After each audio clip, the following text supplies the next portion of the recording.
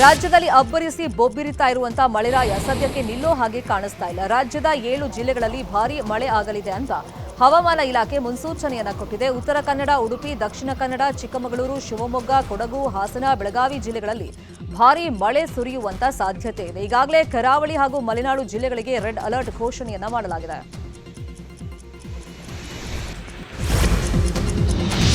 ಕೊಡಗು, ಉತ್ತರ ಕನ್ನಡ ಜಿಲ್ಲೆಯಲ್ಲಿ ಕ್ಷಣ ಕ್ಷಣಕ್ಕೂ ಮಳೆ ಅಬ್ಬರ ಜೋರಾಗ್ತಾ ಇದೆ. ಹೀಗಾಗಿ ಕೊಡಗು ಜಿಲ್ಲೆಯಾದ್ಯಂತ ಇವತ್ತು ಕೂಡ ಶಾಲೆಗಳಿಗೆ ರಜೆಯನ್ನ ಘೋಷಣೆ ಮಾಡಲಾಗಿದೆ. ಅಂಗನವಾಡಿ ಸೇರಿದಂತೆ ಎಲ್ಲಾ ಶಾಲೆಗಳಿಗೆ ರಜೆ ಘೋಷಿಸಿ ಜಿಲ್ಲಾಧಿಕಾರಿ ವೆಂಕಟರಾಜ ಆದೇಶವನ್ನು ಹೊರಡಿಸಿದ್ದಾರೆ. ಇನ್ನೊಂದು ಕಡೆ ಉತ್ತರ ಕನ್ನಡ ಜಿಲ್ಲೆಯಲ್ಲೂ ಕೂಡ ಮಹಾಮಳೆ ಸುರಿತಾ ಇದೆ. ಹೀಗಾಗಿ ಹಳಿಯಾಳ ಮತ್ತು ಮುಂಡಗೋಡ ಹೊರತುಪಡಿಸಿ ಜಿಲ್ಲೆಯ ಉಳಿದ ಎಲ್ಲಾ ತಾಲೂಕಿನ ಶಾಲೆ ಕಾಲೇಜುಗಳಿಗೆ ಜಿಲ್ಲಾಧಿಕಾರಿ ಲಕ್ಷ್ಮೀಪ್ರಿಯಾ ರಜೆ ಘೋಷಣೆ ಮಾಡಿದ್ದಾರೆ. ಇನ್ನು ಚಿಕ್ಕಮಗಳೂರಿನ 5 ತಾಲೂಕಿನ ಶಾಲೆಗಳಿಗೆ ರಜೆ ಘೋಷಣೆ ಮಾಡಲಾಗಿದೆ. ದಕ್ಷಿಣ ಕನ್ನಡ ಜಿಲ್ಲೆಯ 5 ತಾಲೂಕುಗಳಿಗೆ ಶಾಲೆಗಳಿಗೆ ರಜೆಯನ್ನ ಘೋಷಣೆ ಮಾಡಲಾಗಿದೆ. ಚಿಕ್ಕಮಗಳೂರು ಜಿಲ್ಲೆಯಾದ್ಯಂತ ಮಳೆ ಆರ್ಭಟ ಮುಂದುವರೆದಿದೆ. ಕೊಪ್ಪ ತಾಲೂಕಿನ ಗುಡ್ಡೆತೋಟದ ಶಾಂತಿ ಗ್ರಾಮದಲ್ಲಿ ಮನೆಯೊಂದು ಕುಸಿದು ಬಿದ್ದಿದೆ. ಕಟ್ಟಡ ಕುಸಿಯುವಂತ ಶಬ್ದ ಬರ್ತಾ ಇದ್ದಂಗೆ ಒಳಗಡೆ ಇದ್ದವರು ಹೊರಬಂದಂತ ಹಿನ್ನೆಲೆಯಲ್ಲಿ ದುರಂತವೊಂದು ತಪ್ಪಿದೆ. ಗುಡ್ಡೆತೋಟ ಗ್ರಾಮ ಪಂಚಾಯಿತಿ ಮನೆಯನ್ನ ನಿರ್ಮಿಸಿ ಬಾಡಿಗೆಗೆ ಅಂತ ಕೊಟ್ಟಿದ್ದು ಮೊಬೈಲ್ನಲ್ಲಿ ಕಟ್ಟಡದ ಹಿಂಭಾಗ ಕುಸಿಯುವಂತ ವಿಡಿಯೋ ಸೆರೆಯಾಗಿದೆ. ಉತ್ತರ ಕನ್ನಡ ಜಿಲ್ಲೆಯಲ್ಲಿ ಮಳೆ ಸೃಷ್ಟಿ ಮಾಡಿರುವಂತಹ ಅವಾಂತರಗಳು ಒಂದೆರಡಲ್ಲ. ಉಳುವರೆ ಗ್ರಾಮದಲ್ಲಿ 8 ಮನೆಗಳು ನೆಲಸಮವಾಗಿದ್ದು ಸ್ಥಳಕ್ಕೆ ಉಸ್ತುವಾರಿ ಸಚಿವ ಮಂಕಾಳ ವೈದ್ಯ ಭೇಟಿ ಕೊಟ್ಟು ಪರಿಶೀಲನೆಯನ್ನ ಮಾಡಿದ್ದಾರೆ. ಸ್ಥಳದಲ್ಲೇ ಪರಿಹಾರದ ಚೆಕ್ ನೀಡಿದ ಸಚಿವರು ಮನೆ ನಿರ್ಮಾಣ ಮಾಡಿಕೊಡುವುದಾಗಿ ಭರವಸೆ ಕೊಟ್ಟಿದ್ದಾರೆ. ಈ ವೇಳೆ ಶಾಸಕ ಸತೀಶ್ ಸೈಲ್ ಕೂಡ ಸಾಥ್ ಕೊಟ್ಟರು. ಹಾಸನ ಜಿಲ್ಲೆಯಲ್ಲಿ ಸುರಿತಿರುವಂತಹ ಮಹಾಮಳೆಯಿಂದಾಗಿ ಮೇಲಿಂದ ಮೇಲೆ ಗುಡ್ಡಗಳು ಬಾಯಿ ಬಿಡ್ತಾ ಇವೆ. ರಾಷ್ಟ್ರೀಯ ಹೆದ್ದಾರಿ 75ರಲ್ಲಿ ಎಲ್ಲಂದರಲ್ಲಿ ಬೆಟ್ಟಗಳು ನೆಲಕಚ್ಚುತ್ತಾ ಇದ್ದು ಅವೈಜ್ಞಾನಿಕ ಕಾಮಗಾರಿಯಿಂದಲೇ ಅನಾಹುತ ಸಂಭವಿಸ್ತಾ ಇದೆ. ವಾಹನ ಸವಾರರು ಜೀವ ಭಯದಲ್ಲಿ ಸಂಚಾರವನ್ನ ಮಾಡ್ತಾ ಇದ್ದು ಗುಡ್ಡ ಕುಸಿಯುವಂತ ದೃಶ್ಯ ಮೊಬೈಲ್ನಲ್ಲಿ ಸೆರೆಯಾಗಿದೆ. ಸ್ಥಳೀಯರ ಸಮಯ ಪ್ರಜ್ಞೆಯಿಂದ ದೊಡ್ಡ ಅನಾಹುತವೊಂದು ತಪ್ಪಿದೆ. ದಾವಣಗೆರೆಯಲ್ಲಿ ಸತತ 4-5 ದಿನಗಳಿಂದ ಜಿಟಿ ಮಳೆಯಾಗ್ತಾ ಇದ್ದು 29ಕ್ಕೂ ಅಧಿಕ ಮನೆಗಳು ಕುಸಿದಿವೆ. ಜಿಟಿ ಮಳೆಯಿಂದ ಅತಿಯಾದ ತೇವಾಂಶಕ್ಕೆ ನೆಂದು ಮನೆಗಳಿಗೆ ಹಾನಿಯಾಗ್ತಾ ಇದೆ. ಕಂದಾಯ ಇಲಾಖೆಯಿಂದ ಸಮೀಕ್ಷೆ ಮುಂದುವರೆದಿದ್ದು ಹಳೆಯ ಮಣ್ಣಿನ ಮನೆಗಳಲ್ಲಿ ವಾಸ ಮಾಡದಂತೆ ಕಂದಾಯ ಇಲಾಖೆ ಸೂಚನೆಯನ್ನ ಕೊಟ್ಟಿದೆ. ಇನ್ನು ಮನೆ ಕಳ್ಕೊಂಡ ಜನರು ಶೀಘ್ರ ಪರಿಹಾರ ನೀಡುವಂತೆ ಆಗ್ರಹವನ್ನು ಮಾಡಿದ್ದಾರೆ. ರಾಜ್ಯಾದ್ಯಂತ ಮಳೆ ಆರ್ಭಟ ಜೋರಾಗಿದೆ. ಹುಬ್ಬಳ್ಳಿಯಲ್ಲಿ ಮುಂಜಾನೆಯಿಂದ ಮಳೆ ಮತ್ತೆ ಆರಂಭವಾಗಿದೆ. ರಾತ್ರಿ ಆಗಾಗ ಸುರಿತಾ ಇದ್ದಂತ ಮಳೆ ಈಗ ಮತ್ತೆ ಮುಂಜಾನೆಯಿಂದಲೇ ಅಬ್ಬರಿಸೋದಕ್ಕೆ ಶುರು ಮಾಡಿದೆ. ಕಳೆದ ಕೆಲ ದಿನಗಳಿಂದ ಸುರಿತಾ ಇರುವಂತಹ ಮಳೆಯಿಂದ ಹುಬ್ಬಳ್ಳಿ ಮತ್ತು ಸುತ್ತಮುತ್ತಲಿನ ಭಾಗದಲ್ಲಿ ಜನಜೀವನ ಅಸ್ತವ್ಯಸ್ತವಾಗಿದೆ. ಮೈಸೂರಿನ ಕಬಿನಿ ಹಾಗೂ ನುಗು ಜಲಾಶಯದಿಂದ ಭಾರೀ ಪ್ರಮಾಣದ ನೀರು ನದಿಗೆ ಬಿಡಲಾಗ್ತಾ ಇದೆ. ಕಪಿಲಾ ನದಿ ಪಾತ್ರದಲ್ಲಿ ಪ್ರವಾಹದ ಭೀತಿ ಶುರುವಾಗಿದೆ. ಕಬಿನಿ ಹಾಗೂ ನುಗು ಜಲಾಶಯಕ್ಕೆ ಡಿಸಿ ಲಕ್ಷ್ಮೀಕಾಂತ್ ರೆಡ್ಡಿ ಭೇಟಿ ಕೊಟ್ಟು ಪರಿಶೀಲನೆಯನ್ನ ಮಾಡಿದ್ರು. ತಗ್ಗು ಪ್ರದೇಶಗಳಾದ ನಂಜನಗೂಡು ಪಟ್ಟಣದ ಹಳ್ಳದಕೇರಿ, ಶ್ರೀಕಂಠೇಶ್ವರ ದೇವಾಲಯದ ಸ್ನಾನಘಟ್ಟ, ಬೊಕ್ಕಳ್ಳಿ, ಕಡಜಟ್ಟಿ ಗ್ರಾಮಗಳಿಗೆ ಡಿಸಿ ಭೇಟಿ ಕೊಟ್ಟು ತುರ್ತು ಕ್ರಮ ಕೈಗೊಳ್ಳುವಂತೆ ಅಧಿಕಾರಿಗಳಿಗೆ ಸೂಚನೆಯನ್ನ ಕೊಟ್ಟಿದ್ದಾರೆ. ಮುಂಬೈನಲ್ಲಿ ಮತ್ತೆ ಮಳೆ ಆರಂಭವಾಗಿದೆ. ಇವತ್ತು ಬೆಳಗ್ಗೆ ಮುಂಬೈನ ಈಸ್ಟರ್ನ್ ಎಕ್ಸ್ಪ್ರೆಸ್ ಹೈವೇನಲ್ಲಿ ಸಣ್ಣ ಪ್ರಮಾಣದಲ್ಲಿ ಮಳೆ ಶುರುವಾಗಿದೆ. ರಾಜ್ಯದಲ್ಲಿ ಮಳೆ ಹೆಚ್ಚಾದಂತೆ ಡೆಂಗಿ ತಾಂಡವ ಮುಂದುವರೆದಿದೆ. ನಿನ್ನೆ ಒಂದೇ ದಿನ ರಾಜ್ಯದಲ್ಲಿ 524 ಡೆಂಗಿ ಕೇಸ್ ಪತ್ತೆಯಾಗಿದೆ. ಈ ಮೂಲಕ ರಾಜ್ಯದಲ್ಲಿ ಡೆಂಗಿ ಪ್ರಕರಣಗಳ ಸಂಖ್ಯೆ 10,973ಕ್ಕೆ ಏರಿಕೆಯಾಗಿದೆ. ಈವರೆಗೆ ರಾಜ್ಯದಲ್ಲಿ 8 ಮಂದಿ ಡೆಂಗಿಯಿಂದ ಮೃತಪಟ್ಟಿದ್ದಾರೆ. ಡೆಂಗಿ ಪ್ರಕರಣ ಏರಿಕೆ ಹಿನ್ನೆಲೆಯಲ್ಲಿ ಆಸ್ಪತ್ರೆಗಳಲ್ಲಿ ಬೆಡ್ ಮೀಸಲನ್ನ ಇಡೋದಕ್ಕೆ ಆರೋಗ್ಯ ಇಲಾಖೆ ಆದೇಶವನ್ನ ಕೊಟ್ಟಿದೆ. ಬೆಂಗಳೂರಿನ ಅಮೃತಹಳ್ಳಿಯಲ್ಲಿ 4 ಕುಡಿದು ಬಂದು ಬಟ್ಟೆ ಅಂಗಡಿಯಲ್ಲಿ ದಾಂಧಲೆಯನ್ನ ಮಾಡಿದ್ದಾರೆ. ಬಟ್ಟೆ ಅಂಗಡಿಗೆ ನುಗ್ಗಿ ಅವಾಚ್ಯ ಶಬ್ದಗಳಿಂದ ನಿಂದಿಸಿ ಹಲ್ಲೆಯನ್ನ ಮಾಡಿದ್ದಾರೆ. ಈ ದೃಶ್ಯ ಅಂಗಡಿಯ ಸಿಸಿಟಿವಿಯಲ್ಲಿ ಸೆರೆಯಾಗಿದೆ.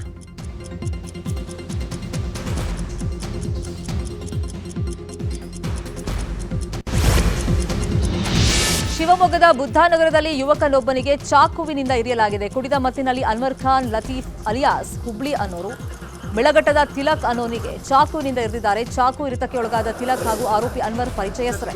ಅನ್ವರ್ ಬಳಿಯಲ್ಲಿ 300 ರೂಪಾಯಿ ಸಾಲ ಪಡೆದಿದ್ದಂತ ತಿಲಕ್ ಹಣವನ್ನು ಕೊಟ್ಟಿರಲಿಲ್ವಂತೆ. ಹೀಗಾಗಿ ಕುಡಿದ ಮತ್ತಿನಲ್ಲಿ ತಿಲಕ್ಗೆ ಚಾಕುವಿನಿಂದ ಚುಚ್ಚಿದ್ದು ಮೆಗಾನ್ ಆಸ್ಪತ್ರೆಗೆ ದಾಖಲು ಮಾಡಲಾಗಿದೆ. ಆರೋಪಿ ಅನ್ವರ್ ವಿರುದ್ಧ ಶಿವಮೊಗ್ಗದ ದೊಡ್ಡಪೇಟೆ ಪೊಲೀಸ್ ಠಾಣೆಯಲ್ಲಿ ಎಫ್ಐಆರ್ ದಾಖಲಾಗಿದೆ. ಅನ್ವರ್ ವಿರುದ್ಧ ಈಗಾಗಲೇ 307 ಸೇರಿದಂತೆ ಹಲವು ಪ್ರಕರಣಗಳು ದಾಖಲಾಗಿವೆ ಎನ್ನಲಾಗಿದೆ. ಖಾಸಗಿ ಕಂಪನಿಗಳ ಉದ್ಯೋಗದಲ್ಲಿ ಕನ್ನಡಿಗರಿಗೆ ಮೀಸಲಾತಿ ನೀಡುವಂತಹ ವಿಧೇಯಕ ವಿಚಾರದಲ್ಲಿ ಸರ್ಕಾರ ಯು ಟರ್ನ್ ಹೊಡೆದಿದೆ. ಕನ್ನಡಿಗರಿಗೆ ಖಾಸಗಿ ವಲಯದ ಸಂಸ್ಥೆಗಳು, ಕೈಗಾರಿಕೆಗಳು ಹಾಗೂ ಉದ್ದಿಮೆಗಳಲ್ಲಿ ಮೀಸಲಾತಿ ಕಲ್ಪಿಸುವ ಸಂಬಂಧ ಸಂಪುಟ ಅನುಮೋದನೆ ನೀಡಲಾಗಿದ್ದ ವಿಧೇಯಕವನ್ನು ತಾತ್ಕಾಲಿಕವಾಗಿ ತಡೆ ಹಿಡಿಯಲಾಗಿದೆ. ವಿಧೇಯಕಕ್ಕೆ ಉದ್ಯಮಿಗಳಿಂದ ಭಾರೀ ವಿರೋಧ ಹಿನ್ನೆಲೆಯಲ್ಲಿ ಇವತ್ತು ಮಂಡನೆ ಆಗಬೇಕಾಗಿದ್ದಂಥ ಮಸೂದೆಯನ್ನ ಸರ್ಕಾರ ತಡೆ ಹಿಡಿದಿದೆ. ಮುಂದಿನ ದಿನಗಳಲ್ಲಿ ಈ ಬಗ್ಗೆ ಮತ್ತೊಮ್ಮೆ ಪರಾಮರ್ಶಿಸಿ ನಿರ್ಧಾರವನ್ನ ಕೈಗೊಳ್ಳುವುದಾಗಿ ಸಿಎಂ ಸಿದ್ದರಾಮಯ್ಯ ಎಕ್ಸ್ ಮೂಲಕ ಮಾಹಿತಿಯನ್ನು ಕೊಟ್ಟಿದ್ದಾರೆ. ಇನ್ನು ಈ ಬಗ್ಗೆ ಇವತ್ತು ಸಚಿವ ಸಂತೋಷ್ ಲಾಡ್, ಕಂದಾಯ ಸಚಿವ ಕೃಷ್ಣ ಬೈರೇಗೌಡ, ಐಟಿ-ಬಿಟಿ ಸಚಿವ ಪ್ರಿಯಾಂಕ್ ಖರ್ಗೆ, ಆರೋಗ್ಯ ಸಚಿವ ದಿನೇಶ್ ಗುಂಡೂರಾವ್, ಸಿಎಂ ಕಾನೂನು ಸಲಹೆಗಾರ ಪೊನ್ನಣ್ಣ ಜಂಟಿ ಸುದ್ದಿಗೋಷ್ಠಿ ನಡೆಸಿ ಮಾಹಿತಿಯನ್ನ ನೀಡಲಿದ್ದಾರೆ. ಮುಡಾ ಹಗರಣ, ವಾಲ್ಮೀಕಿ ಹಗರಣ ಸದ್ದು ಮಾಡ್ತಾ ಇರುವಾಗಲೇ ಇವತ್ತು ಸಂಜೆ ಸಿಎಂ ಹಾಗೂ ಡಿಸಿಎಂ ನೇತೃತ್ವದಲ್ಲಿ ಕಾಂಗ್ರೆಸ್ ಶಾಸಕಾಂಗ ಪಕ್ಷದ ಸಭೆ ನಡೆಯಲಿದೆ. ಸಿಎಲ್ಪಿ ಸಭೆಗೆ ಮಂತ್ರಿಗಳು, ಶಾಸಕರು ಬರ್ತಾರೆ. ಶಾಸಕರನ್ನ ವಿಶ್ವಾಸಕ್ಕೆ ತಗೊಳ್ಳೋದು ಸಭೆಯ ಪ್ರಮುಖ ಅಜೆಂಡಾವಾಗಿದ್ದು, ಶಾಸಕರಿಗೆ ಒಗ್ಗಟ್ಟಿನ ಮಂತ್ರ ಜಪಿಸುವಂತೆ ಸಿಎಂ ಸಲಹೆಯನ್ನ ಕೊಡಲಿದ್ದಾರೆ. ಕಲಾಪದಲ್ಲಿ ವಿರೋಧ ಪಕ್ಷದವರ ಟೀಕೆಗಳಿಗೆ ಒಗ್ಗಟ್ಟಿನಲ್ಲಿ ಉತ್ತರ ಕೊಡಬೇಕು ಅಂತ ಹೇಳಿ ಕಿವಿಮಾತು ಶಾಸಕರಿಗೆ ಸಿಗಲಿದೆ. ಕಾಂಗ್ರೆಸ್ ಶಾಸಕಾಂಗ ಸಭೆ ಸಂಜೆ 6 ಗಂಟೆಗೆ ನಗರದ ರಾಡಿಸನ್ ಬ್ಲೂ ಹೋಟೆಲ್ನಲ್ಲಿ ನಡೆಯಲಿದೆ. ವಾಲ್ಮೀಕಿ ಅಭಿವೃದ್ಧಿ ನಿಗಮ ಅಕ್ರಮ ಹಣ ವರ್ಗಾವಣೆ ಪ್ರಕರಣ ಸಂಬಂಧ ಇವತ್ತು ಮಾಜಿ ಸಚಿವ ನಾಗೇಂದ್ರ ಇಡಿ ಕಸ್ಟಡಿ ಅಂತ್ಯವಾಗಲಿದೆ. ಇವತ್ತು ನಾಗೇಂದ್ರ ಅವರನ್ನ ಇಡಿ ಅಧಿಕಾರಿಗಳು ಜನಪ್ರತಿನಿಧಿಗಳ ವಿಶೇಷ ಕೋರ್ಟ್ಗೆ ಹಾಜರುಪಡಿಸಲಿದ್ದಾರೆ. ಇನ್ನು ಶಾಸಕ ದದ್ದಲ್ ಸಂಬಂಧಿ ಕಾರ್ತಿಕ್ ಹಾಗೂ ಆಂಜನೇಯಗೆ ಜಮೀನು ಮಾರಿದ್ದ ಲಕ್ಷ್ಮೀ ದೇವಿಯನ್ನ ಇವತ್ತು ಇಡಿ ಅಧಿಕಾರಿಗಳು ವಿಚಾರಣೆಯನ್ನ ನಡೆಸಲಿದ್ದಾರೆ. ವಾಲ್ಮೀಕಿ ಅಭಿವೃದ್ಧಿ ನಿಗಮ ಹಗರಣದ ಪ್ರಕರಣಕ್ಕೆ ಸಂಬಂಧಪಟ್ಟಂತೆ ಜಾರಿ ನಿರ್ದೇಶನಾಲಯ ಅಧಿಕೃತವಾಗಿ ಪತ್ರಿಕಾ ಪ್ರಕಟಣೆಯನ್ನ ಬಿಡುಗಡೆ ಮಾಡಿದೆ. ನಿಗಮದ ಹಣವನ್ನ ಚುನಾವಣೆಯಲ್ಲಿ ಮದ್ಯ ಖರೀದಿಗೆ ಬಳಸಿದ್ದಾರೆ ಅಂತ ಉಲ್ಲೇಖವನ್ನ ಮಾಡಿದೆ. ಈ ಪ್ರಕರಣದಲ್ಲಿ ಸುಮಾರು 90 ಕೋಟಿ ರೂಪಾಯಿಗಳಷ್ಟು ಅಕ್ರಮ ಮಾಡೋದಕ್ಕೆ 18 ನಕಲಿ ಬ್ಯಾಂಕ್ ಖಾತೆಗಳನ್ನು ಬಳಸಿದ್ದಾರೆ. ಈ ಹಣವನ್ನ ಲೋಕಸಭಾ ಚುನಾವಣೆಯಲ್ಲಿ ಮದ್ಯ ಖರೀದಿ ಹಾಗೂ ಐಷಾರಾಮಿ ಕಾರ್ ಖರೀದಿ ಮಾಡೋದಕ್ಕೆ ಬಳಕೆ ಮಾಡಿರುವುದು ಬೆಳಕಿಗೆ ಬಂದಿದೆ ಅಂತ ಇಡಿ ತನ್ನ ಪ್ರಕಟಣೆಯಲ್ಲಿ ತಿಳಿಸಿದೆ. ವಾಲ್ಮೀಕಿ ಅಭಿವೃದ್ಧಿ ನಿಗಮದಲ್ಲಿನ ಅಕ್ರಮ ಹಣ ವರ್ಗಾವಣೆ ಕುರಿತಂತೆ ಪ್ರತಿಪಕ್ಷ ನಾಯಕರ ಚರ್ಚೆಗೆ ಇವತ್ತು ಸಿಎಂ ಸಿದ್ದರಾಮಯ್ಯ ಉತ್ತರವನ್ನ ಕೊಡಲಿದ್ದಾರೆ. ವಿಧಾನಸಭೆಯ ಕಲಾಪ ಬೆಳಗ್ಗೆ 10:00ವರೆಗೆ ಆರಂಭವಾಗಲಿದ್ದು, ಬಾಕಿ ಉಳಿದ ಸದಸ್ಯರಿಂದ ಚರ್ಚೆ ಮುಕ್ತಾಯ ಬಳಿಕ ಸಿಎಂ ಉತ್ತರವನ್ನ ಕೊಡಲಿದ್ದಾರೆ. ಕಳೆದ 2 ದಿನಗಳಿಂದ ವಾಲ್ಮೀಕಿ ನಿಗಮದಲ್ಲಿನ ಅಕ್ರಮ ಹಣ ವರ್ಗಾವಣೆ, ಎಸ್ಐಟಿ ತನಿಖೆ ಮತ್ತು ಪ್ರಕರಣವನ್ನ ಸಿಬಿಐ ತನಿಖೆ ಜೊತೆಗೆ ಸಿಎಂ ಸಿದ್ದರಾಮಯ್ಯ ರಾಜೀನಾಮೆಗೆ ಬಿಜೆಪಿ ಸದಸ್ಯರು ಆಗ್ರಹವನ್ನ ಮಾಡಿದರು. ಪ್ರತಿಪಕ್ಷಗಳ ಈ ಎಲ್ಲ ಸದಸ್ಯರ ಮಾತನ್ನ ಸದನದಲ್ಲಿ ಸಿಎಂ ಆಲಿಸಿದರು. ಇವತ್ತು ಅದಕ್ಕೆಲ್ಲ ತಕ್ಕ ಪ್ರತ್ಯುತ್ತರ ಕೊಡೋದಕ್ಕೆ ಸಜ್ಜಾಗಿದ್ದಾರೆ. ವಾಲ್ಮೀಕಿ ನಿಗಮದ ಅಕ್ರಮ ಹಣ ವರ್ಗಾವಣೆಯ ಪ್ರಕರಣದ ತನಿಖೆಯನ್ನ ಸಿಬಿಐಗೆ ಹಾಗೂ ಸಿಎಂ ಸಿದ್ದರಾಮಯ್ಯ ರಾಜೀನಾಮೆ ಕೊಡಲೇಬೇಕು ಅಂತ ಹೇಳಿ ಪಟ್ಟು ಹಿಡಿದಿರುವಂತಹ ಬಿಜೆಪಿ ತಮ್ಮ ಹೋರಾಟವನ್ನ ತೀವ್ರಗೊಳಿಸಿದೆ. ಇವತ್ತು ವಿಧಾನಸಭೆ ಕಲಾಪ ಆರಂಭಕ್ಕೂ ಮುನ್ನ ಬಿಜೆಪಿ ರಾಜ್ಯಾಧ್ಯಕ್ಷ ವಿಜಯೇಂದ್ರ ಹಾಗೂ ಪ್ರತಿಪಕ್ಷ ನಾಯಕ ಆರ್ ಅಶೋಕ್ ನೇತೃತ್ವದ ಶಾಸಕರ ನಿಯೋಗ ವಿಧಾನಸೌಧಕ್ಕೆ ಮುತ್ತಿಗೆ ಹಾಕೋದಕ್ಕೆ ಮುಂದಾಗಿದೆ. ಬೆಳಗ್ಗೆ 10 ಗಂಟೆಗೆ ಫ್ರೀಡಂ ಪಾರ್ಕ್ನಿಂದ ವಿಧಾನಸೌಧದವರೆಗೆ ತೆರಳಿ ಮುತ್ತಿಗೆ ಹಾಕೋದರ ಮೂಲಕ ಸರ್ಕಾರಕ್ಕೆ ಬಿಸಿಯನ್ನ ಮುಟ್ಟಿಸೋದಕ್ಕೆ ಬಿಜೆಪಿ ಪ್ಲಾನ್ ಅನ್ನ ಮಾಡಿಕೊಂಡಿದೆ. ಪ್ರಧಾನಿ ಮೋದಿ ಇವತ್ತು ಸಂಜೆ ದೆಹಲಿಯ ಬಿಜೆಪಿ ಕಚೇರಿಗೆ ಭೇಟಿಯನ್ನ ನೀಡಲಿದ್ದಾರೆ. ಬಿಜೆಪಿ ಕಚೇರಿಯಲ್ಲಿ ಬಹಳ ವರ್ಷಗಳಿಂದ ಕೆಲಸ ಮಾಡ್ತಿರುವಂತಹ ಸಿಬ್ಬಂದಿಯನ್ನ ಭೇಟಿ ಮಾಡ್ತಾರೆ. ಕ್ಲರ್ಕ್, ಪಿಯೋನ್ಗಳು ಹಾಗೂ ಇತರೆ ಕೆಲಸಗಾರರನ್ನ ಮೋದಿ ಮಾತನಾಡಿಸಲಿದ್ದಾರೆ.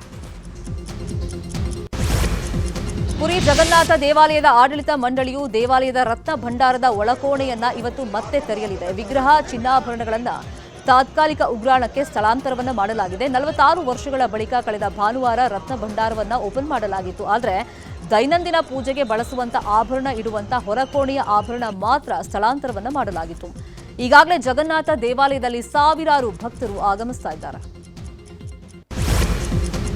ಬೆಂಗಳೂರಿನಲ್ಲಿ ಜಿಟಿ ಮಾಲ್ನಲ್ಲಿ ಪಂಚೆ ಧರಿಸಿದ್ದಕ್ಕೆ ರೈತನಿಗೆ ಮಾಲ್ ಪ್ರವೇಶ ನಿರಾಕರಣೆ ಮಾಡಿ ಅಪಮಾನವನ್ನ ಮಾಡಲಾಗಿತ್ತು. ಹೀಗಾಗಿ ಮಾಲ್ ಮಾಲೀಕರು ಮತ್ತು ಸೆಕ್ಯೂರಿಟಿ ವಿರುದ್ಧ ಎಫ್ಐಆರ್ ದಾಖಲು ಮಾಡಲಾಗಿದೆ. ರೈತ ಫಕೀರಪ್ಪ ಅವಮಾನ ಮಾಡಲಾಗಿದೆ ಅಂತ ಧರ್ಮರಾಜಗೌಡ ಅನ್ನೋರು ಕೆಪಿ ಅಗ್ರಹಾರ ಠಾಣೆಯಲ್ಲಿ ಪ್ರಕರಣವನ್ನ ದಾಖಲು ಮಾಡಿದ್ದಾರೆ.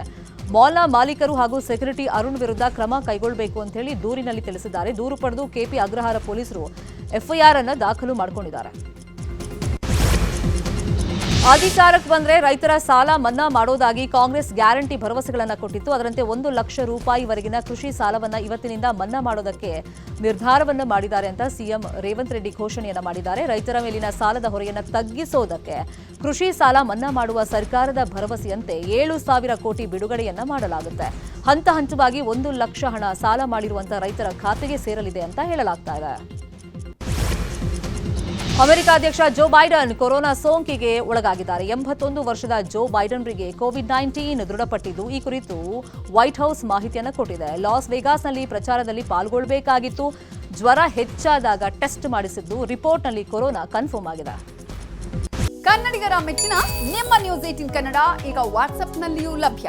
ಕರ್ನಾಟಕ ಮತ್ತು ದೇಶ ವಿದೇಶದ 360 ಡಿಗ್ರಿ ಸುದ್ದಿ ವಿವರವನ್ನ ನೀವು ನಿಮ್ಮ ಕೈ ಬೆರಳುಗಳಲ್ಲಿಯೇ ಪಡೆಯೋದಿಕ್ಕೆ ಈ QR ಕೋಡ್ ಅನ್ನ ಸ್ಕ್ಯಾನ್ ಮಾಡಿ. ನಮ್ಮ ಚಾನೆಲ್ ಅನ್ನ ಫಾಲೋ ಮಾಡಿ, ನೋಟಿಫಿಕೇಶನ್ ಆನ್ ಮಾಡಿ.